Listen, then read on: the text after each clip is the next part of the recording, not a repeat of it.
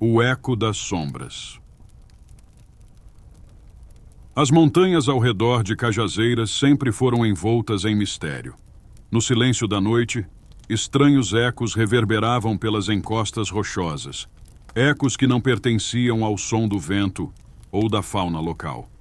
Os mais velhos da cidade diziam que eram as vozes dos guerreiros antigos, mortos em batalhas há séculos, cujas almas nunca encontraram descanso.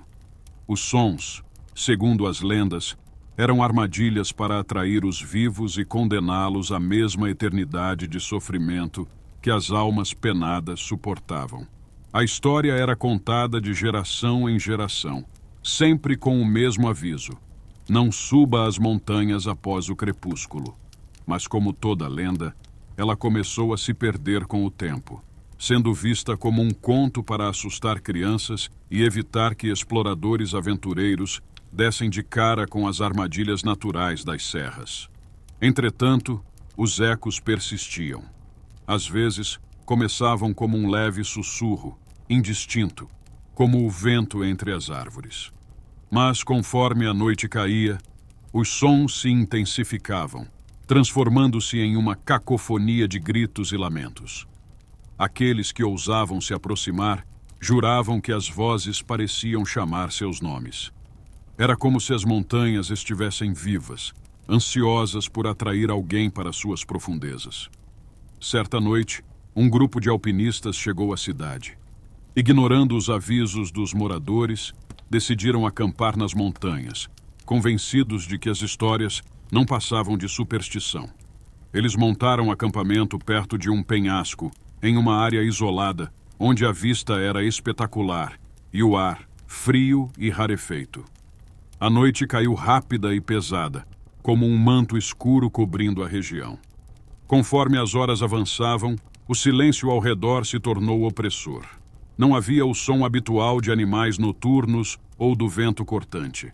Apenas um vazio profundo e inquietante. Então, os ecos começaram. Primeiro, um murmúrio distante, quase imperceptível, que flutuava na escuridão. Os alpinistas, entretidos ao redor da fogueira, não prestaram atenção no início. Mas o som foi crescendo. Os sussurros viraram gritos. Cada eco era mais intenso que o anterior. E logo os sons deixaram de parecer aleatórios. Pareciam chamados. Vozes distintas e angustiadas chamavam por eles, uma por uma, em um tom quase hipnótico. O grupo se entreolhou, agora inquieto, tentando encontrar uma explicação lógica. Mas havia algo errado. A cada vez que os nomes eram sussurrados, a sensação de estarem sendo observados crescia. Os ecos não vinham apenas das montanhas, mas pareciam surgir de todos os lados.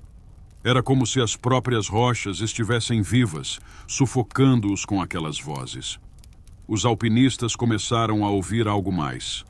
Passos. Sombras espreitavam ao redor do acampamento, movendo-se entre as árvores, rápidas demais para serem vistas com clareza. Mas estavam lá. As vozes começaram a se transformar em gritos de dor e agonia.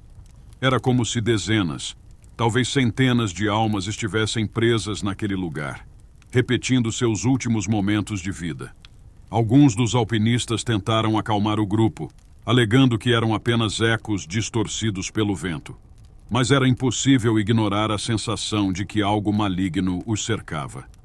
De repente, uma sombra enorme atravessou o acampamento. As luzes da fogueira vacilaram, e um frio inumano se espalhou pela área. Algo mais estava ali. Algo antigo, faminto. Um dos alpinistas correu em direção ao penhasco, como se estivesse sendo atraído por uma força invisível. Quando chegou à beira, ele olhou para baixo e o que viu fez seu corpo se enrijecer de terror. Uma legião de figuras sem rosto, envoltas em escuridão, acenavam para ele. Os gritos, agora ensurdecedores, vinham de dentro de sua própria mente, e ele deu um passo em falso.